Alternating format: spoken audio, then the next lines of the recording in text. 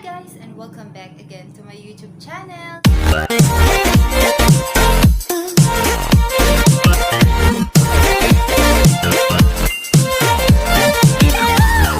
For today's video is i-review natin yung Dr. Alvin na ginamit ko sa aking face packaging at yung Dr. Alvin na old packaging. Sabihin ko rin sa inyo guys kung saan ko nakuha yung mga items.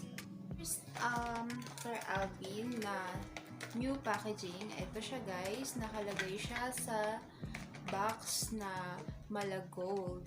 Ayan. So, ayan siya sa harap, nakalagay yung Professional Skincare Formula by Dr. Alvin. Tapos nakalagay dito is ayan, nakalagay dito yung the original rejuvenating set. Then sa likod niya yung instructions kung paano gamitin and yung reminders. Okay. Ito guys, ubos ko na ha. Bali, hindi ko pa tinatapon yung kanyang packaging para maipakita ko sa inyo. Ito yung kanyang rejuvenating cream. Ayan yung itsura niya. Mukha siyang glass, pero plastic lang siya guys. Mga acrylic yung ganito. Ayan. Ito is nakasealed dito kapag binili nyo. Na-open, meron pa siyang nakapatong. So, safe na hindi didikit sa pinaka-takip na yung cream. And then, merong sunblock. Yung sunblock niya is nakalagay sa ganitong tube. Ayan siya guys. Ito ay may SPF 15 PA++, 10 grams. So, ayan yung kanyang itsura guys. Ayaw mag-focus. Ayan, nakalagay sa tube. And then, yung sabon is nakalagay siya dito guys sa orange na box. And then, eto yung likod. Hindi masyadong kita. And then, nakalagay dito is yung Kojic Acid Soap Professional Skincare Formula by Dr. Alvin. Ayan, ubos na. Yung soap is, pag tinanggal nyo yung soap, another balot na naman siya ng plastic. So, okay siya. And then, eto yung last sa kanyang set is yung Rejuvenating Toner. Ayan. Ayaw mag-focus. Masyadong liwanag at ang aking light. Siya guys. Nakalagay na ml and then yung expiration date is dito sa ilalim makikita. Yun guys, yung Dr. Alvin na new packaging. And ito naman yung old packaging. Hindi ko na napakita yung sabon kasi ubos na guys. Yung sa sabon is naka-plastic lang siya guys. Yung soap naka-plastic, wala na siyang karton. So safe naman doon. Then eto yung dito nakalagay yung kanyang rejuvenating toner. Dito. Yung kanyang sunblock cream is dito nakalagay. And kapareho din nung kanyang sun bleaching cream. Ayan, pareha silang nakalagay sa ganitong lalagyan. Sa new packaging is naka-tube yung kanyang sunblock. And yung expiration date is sa likod.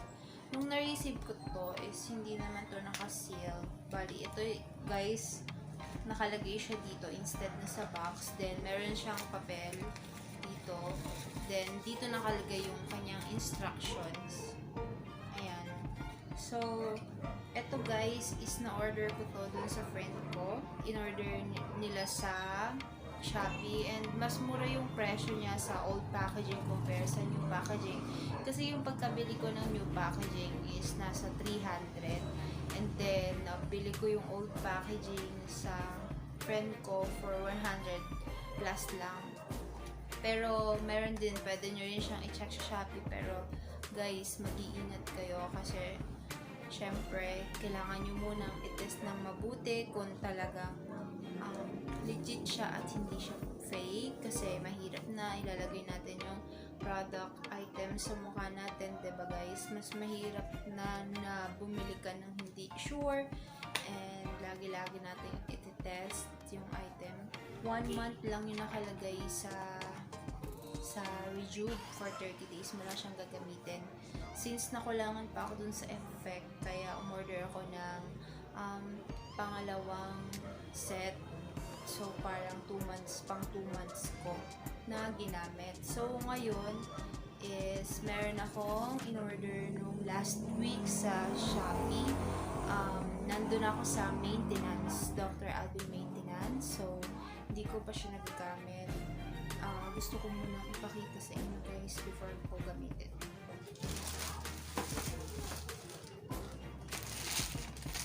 So, eto siya guys. Nag-deliver sa akin to last week, I think. Receive, I think, 1 week or less than a week ko siya na-receive. And then, sa mga naghahanap sa inyo guys ng maintenance set, kasi sobrang nahihirapan akong maghanap kasi hindi na siya madaling makita sa mga shops na may mga beauty products. Hindi na rin ako makakita sa mga resellers ng mga beauty products So, kasi diba sa ngayon ang daming set ng Rejuve ang nagkalat. So, yung Dr. Alvin, mahirap na siya mahanap. Ilalagay ko sa description box sa baba yung link niya para if ever na interested kayo guys.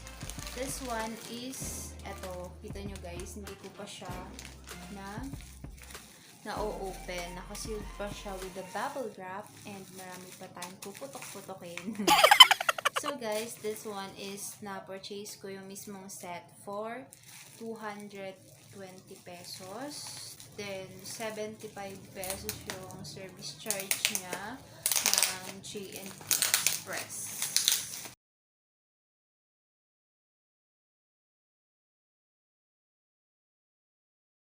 So, online lang talaga ako nakakita ng maintenance. Kasi more on, yung makikita mo sa mga shop is hindi siya yung maintenance, yung Rejuve lang.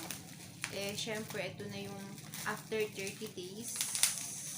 Ito na yung kailangan gamitin para maintain natin yung ating mukha. Charot. Ayan. Protected kasi nakailang ikot siya ng bubble wrap. Sure tayo na walang mag-spill. Okay. So, eto siya guys. Hindi ko alam kung new packaging to or old packaging. Pero, same siya ng old packaging ng Rejuve. Nakalagay siya sa pouch na ganito. And then, sa likod niya is nandito nakalagay yung morning and night instructions kung paano ilagay. So, basahin nyo na lang yan guys. And then, eto. Open na natin. Yung laman niya is etong soap. Ayan. Yung packaging ng soap na to is pareho siya ng sa new packaging ng Rejuve. Ayan. See, naka-plastic pa yung kanyang soap sa loob para okay, dikit sa karton, diba? May plastic siya. Nasa likod yung kanyang directions kung paano gamitin. And storage, ingredients. Ayun guys. And then, kunin ko naman itong toner. Dito nakalagay yung all-in-one maintenance toner na dermatologically tested for external use only.